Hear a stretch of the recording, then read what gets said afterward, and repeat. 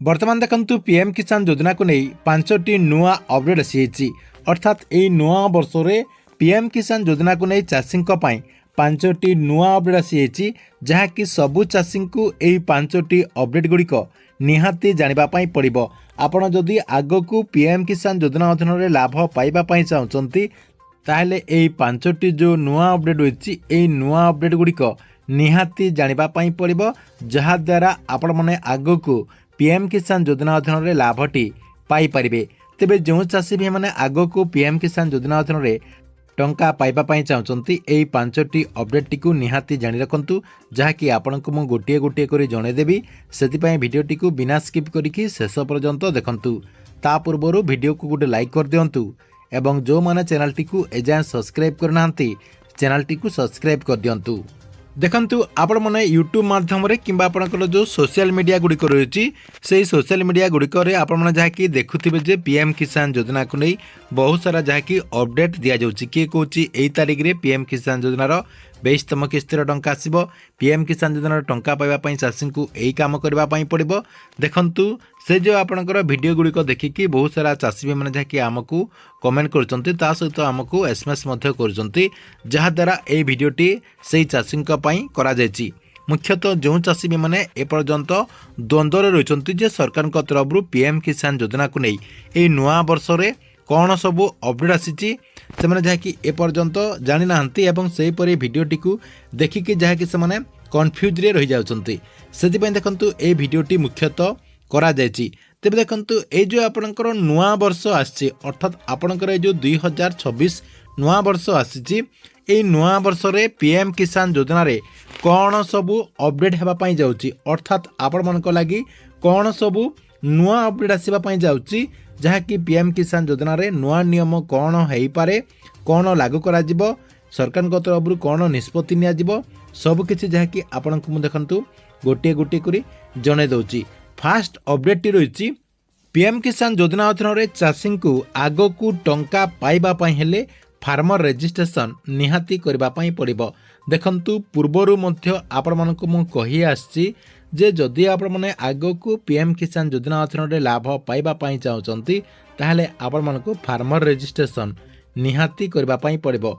एग्रीस्टाक्स जो आपणकर वेबसाइट रही से वेबसाइट रे आपणकर जमीर जो तथ्य रही से तथ्यटी को आपण मानक जहाँकि निहाती देवाई पड़ो। अर्थात आपण मैंने से तथ्यटी को देकी फार्मर रजिस्ट्रेशन कलापर आपण को जहाँकि पीएम किसान योजना अधीन लाभटी दिज्व। कहीं जो जगार बीजेपी सरकार रही अर्थात आपणकर जो अन्यान्य राज्य गुड़िक रही से राज्य गुड़िक यही नियमटी को एपर्यंत जहाँकि लागू करा हो सारी अर्थात लागू करा जायछि, जहाद्वारा से जगार चाषी भाई मैंने पीएम किसान योजना अधीन फार्मर रजिस्ट्रेशन करथिले सेमाने जहाँकि टंकाटी पाउचंती।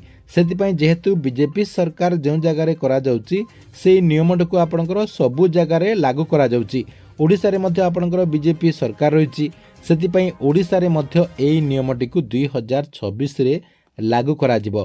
अर्थात आपण मानकु मध्य पीएम किसान योजना अधीन टंका पाइबापई हेले एग्रीस्टाग रो वेबसाइट रे फार्मर रजिस्ट्रेशन निहाती करने पड़ो। से जो मैंने एपर्यंत फार्मर रजिस्ट्रेशन करनांती आपण फार्मर रजिस्ट्रेशन करे नियंतु। एटा आपणकर 1 नंबर अपडेट थिला।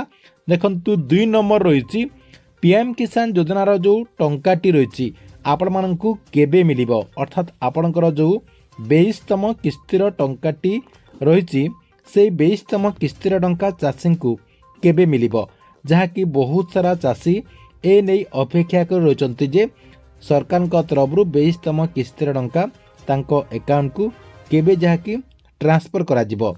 देखंतु सही समय मध्य पाखे आसिलानी आपण मन जहाँकि खूब शीघ्र पीएम किसान योजनार 22तम किस्तिर टंका पाइबापई जाउछंती।